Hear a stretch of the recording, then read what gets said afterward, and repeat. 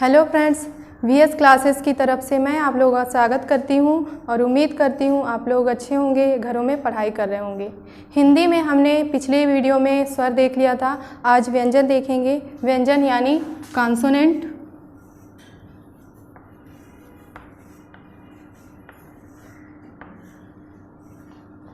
व्यंजन किसे कहते हैं? तो व्यंजन उन वर्डों को कहा जाता है जिनका उच्चारण यानी प्रोनाउंसिएशन स्वर की मदद से की जाती है। ठीक है, तो स्वरों के माध्यम से उच्चारित होने वाले वर्णों को व्यंजन कहा जाता है। व्यंजन के प्रकार देख लीजिए। तो व्यंजन के प्रकार में सबसे पहले स्पर्शी व्यंजन। स्पर्शी व्यंजन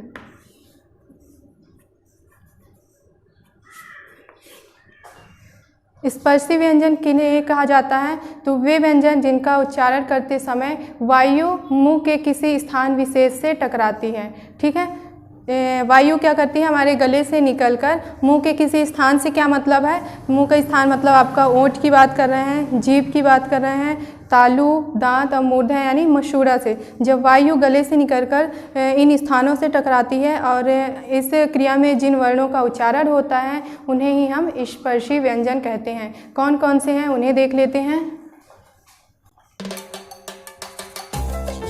का, खा,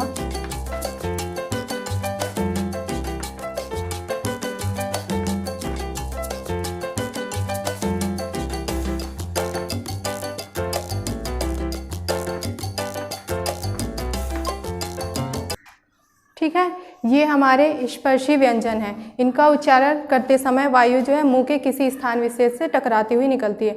किन किन स्थानों से टकराती है तो देख लीजिए। अच्छा, सबसे पहले तो इन्हें पढ़ने के हिसाब से समझने के लिए वर्गों में बांट दिया गया। जैसे ये इसे कह दिया गया का वर्ग। ठीक है, सिर्फ समझने के लिए है ये चा वर्ग है आपका, टा से प्रारंभ हो रहा है इसलिए ये टा वर्ग, ता से स्टार्ट हो रहा है इसलिए ये ता वर्ग, और ये आपका पा वर्ग। ठीक, का वर्ग का जो उच्चारण है कंठ से होता है, दिखाई दे रहा है इधर, हाँ, का वर्ग का उच्चारण कंठ से होता है यानी गले से होता है, जब वायु गले से होकर के बाहर निकलती है। ठीक, चा वर्ग का तालु, टा वर्ग का मूर्धा यानी मसूड़ा, ता वर्ग का दंत यानी दांत, पा वर्ग ओष्ठ यानी आपका होंठ।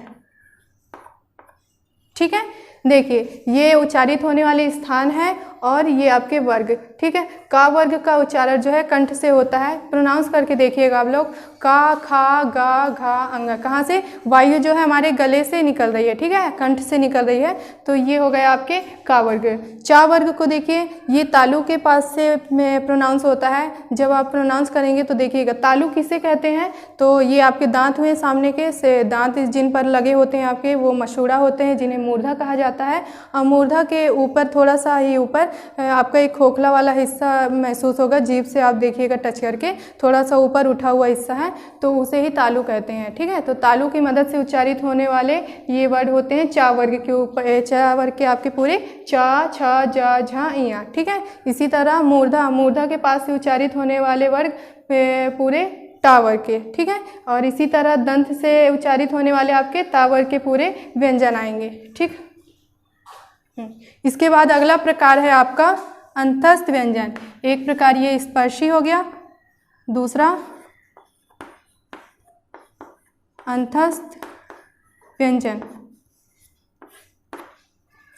वे व्यंजन जिनका उच्चारण करते समय जीभ, तालु और होंठ आपस में सटते हैं। ठीक है, टच नहीं होते, पूरी तरह से छूते नहीं हैं, सिर्फ सटते हैं, मतलब कि पास से गुजरती है वायु, उनके पास से गुजरती है। ठीक, तो अंतस्थ व्यंजन कौन से होते हैं आपके? 4 होते हैं, या, रा, ला, वा। ठीक है, प्रोनाउंस करके देखिएगा। या जब प्रोनाउंस करते हैं तो ऐसा लगता है जीभ जो है हमारे तालु को यानी ऊपर वाली छत कह लीजिए आप मुंह का, उसे छू रही है, लेकिन छूती नहीं है, बस थोड़ा सा सटती है। ठीक, इसी तरह रा के साथ भी वही है, ऐसा लग रहा है जो रा जो है आपका जीभ जा करके तालु को छू रही है, लेकिन छू नहीं रही है, बस वहाँ से सट रही है। तो 4 आपके अंतस्थ व्यंजन होते हैं। ठीक है, तीसरा प्रकार है ऊष्म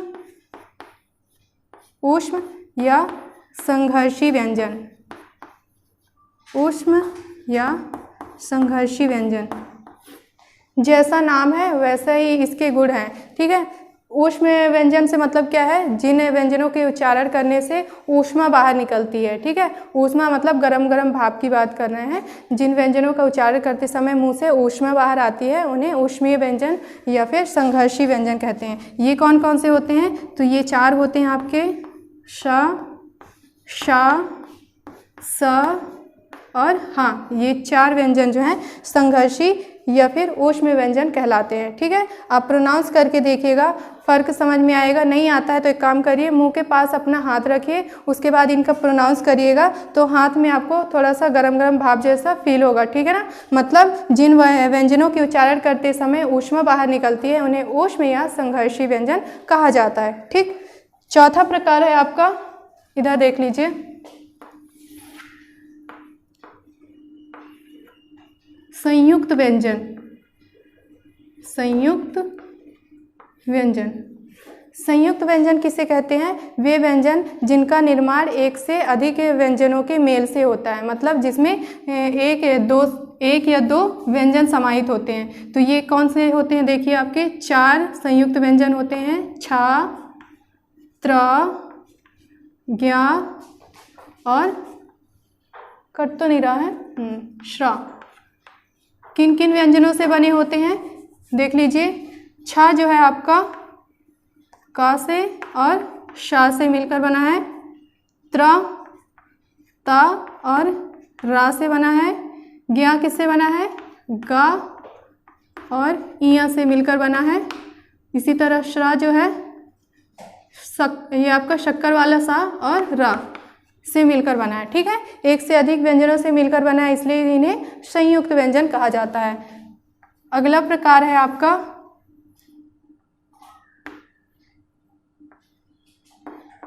द्विगुणित व्यंजन।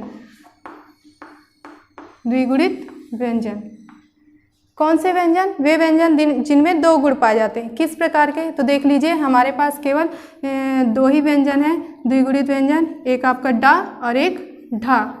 जब इनमें एक बिंदी रख दी जाती है नीचे तो इनका उच्चारण और प्रयोग दोनों बदल जाता है, ठीक है ना। किस तरह, अब इसको क्या पढ़ेंगे आप, डा पढ़ेंगे और इसे ड़ा पढ़ेंगे, ठीक है, डा ड़ा। इसी तरह ढा और ढ़ा, ठीक। इनका यूज कैसे, इनका जो प्रयोग कैसे बदलता है, तो देखिए डा से आपका जो शब्द है देख लीजिए बनते हैं डर, डरना,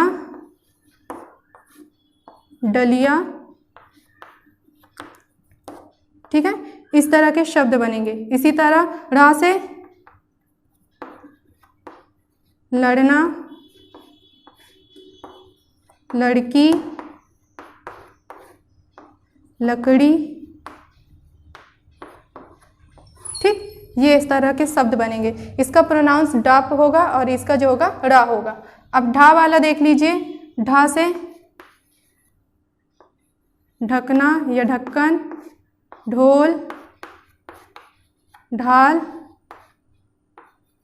ढाढ़स,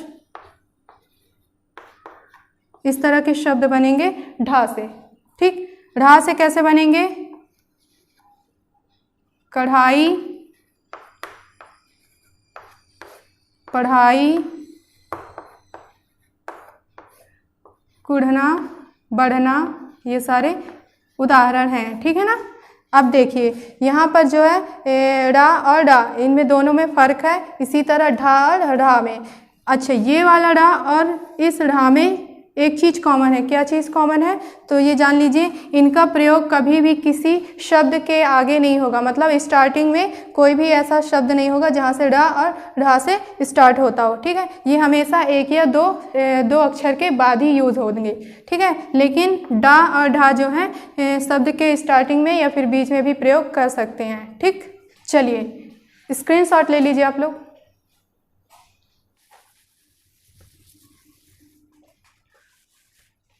यहाँ पर हमने व्यंजन के प्रकार देख लिए।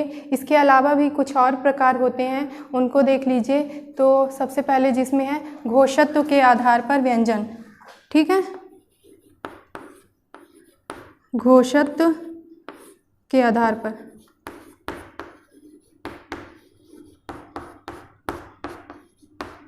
अच्छा, घोष का मतलब क्या होता है? तो घोष का मतलब यहाँ पर ध्वनि के कंपन से है, मतलब वाइब्रेशन से है। आवाज़, जिन वर्णों का उच्चारण करते समय जो हमारी आवाज़ है वाइब्रेट होती है हल्की सी, उन व्यंजनों को जो है क्या कहते हैं? घोषत्व के आधार पर व्यंजन कहते हैं। ठीक है, घोषत्व के आधार पर व्यंजन दो तरह के होते हैं, एक आपका सघोष और दूसरा अघोष। सघोष व्यंजन किसे कहेंगे? जिनका उच्चारण करते समय ध्वनि कंपित होती है, ठीक है, वाइब्रेट होती है, उसे सघोष कहेंगे। और जिनका उच्चारण करते समय ध्वनि जो है वाइब्रेट नहीं होती यानी कंपन नहीं करती, उसे अघोष व्यंजन कहेंगे। ठीक है, तो सघोष व्यंजन कौन सा है आपके? प्रत्येक वर्ग का तीसरा और चौथा व्यंजन। प्रत्येक वर्ग का तीसरा और चौथा व्यंजन आपके सघोष व्यंजन कहलाते हैं। ठीक,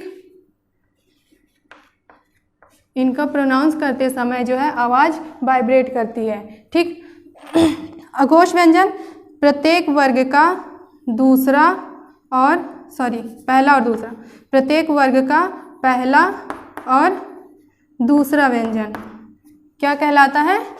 अघोष व्यंजन। इनका जो है प्रोनाउंस करते समय, उच्चारण करते समय ध्वनि कंपित नहीं होती, वाइब्रेट नहीं होती, तो उन्हें अघोष व्यंजन कहा जाता है। अच्छा, अब इसे यहाँ पे थोड़ा सा उच्चारित करके आप लोग देख लीजिए ऐसा होता है कि नहीं जैसे ये बोल रहा है। ठीक, तो का, खा, ठीक है, कोई भी वाइब्रेशन नहीं है, सिंपल सा साधारण सा आवाज़ निकलती है। उसी तरह आपका तीसरा और चौथा वर्ड इसे प्रोनाउंस करके देखिए, ग और घा, थोड़ा सा जो बिल्कुल ज़रा सा फ़र्क रहता है इसमें, थोड़ा सा आपका यहाँ पे आवाज़ जो है वाइब्रेट होगी। फिर भी समझ में नहीं आता तो एक काम करिए, अपने एक कान में एक उंगली रखिए, उसके बाद इनका प्रोनाउंस करके देखिएगा।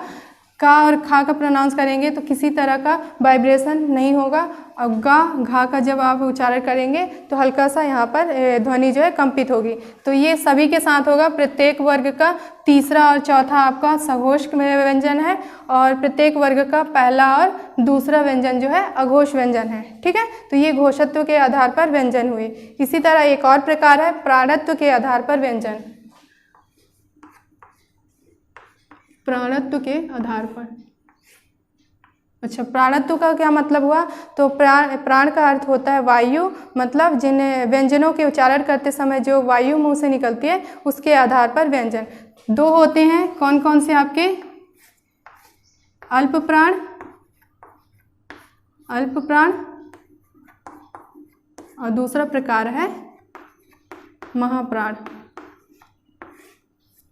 ठीक, जिन व्यंजन के उच्चारण करते समय वायु कम निकलती है उसे अल्प प्राण कहते हैं, और जिन व्यंजनों के उच्चारण में वायु अधिक निकलती है उसे महाप्राण कहते हैं। ठीक, तो अल्प प्राण कौन कौन से व्यंजन होंगे? प्रत्येक वर्ग का पहला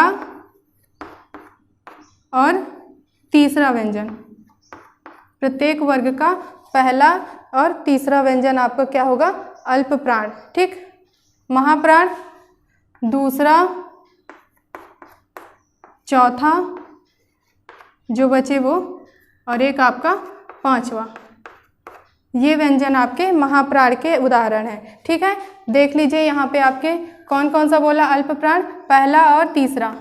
ये पहला और ये तीसरा वाला है जो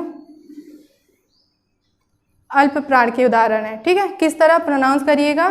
क, ग। ठीक है, वायु बहुत कम निकलती है मुंह से। इसी तरह अगर आप दूसरे का और फिर चौथे का और पांचवें व्यंजन का जब उच्चारण करते हैं तो वायु अधिक निकलती है। ख, घ, अंगा, छ, झ, इया। ठीक है, यहाँ उच्चारित करते समय क्या हुआ? वायु जो है अधिक निकलती है, तो इन्हें क्या कह दिया? महाप्राण। ठीक है, चलिए इसका स्क्रीनशॉट ले लीजिए।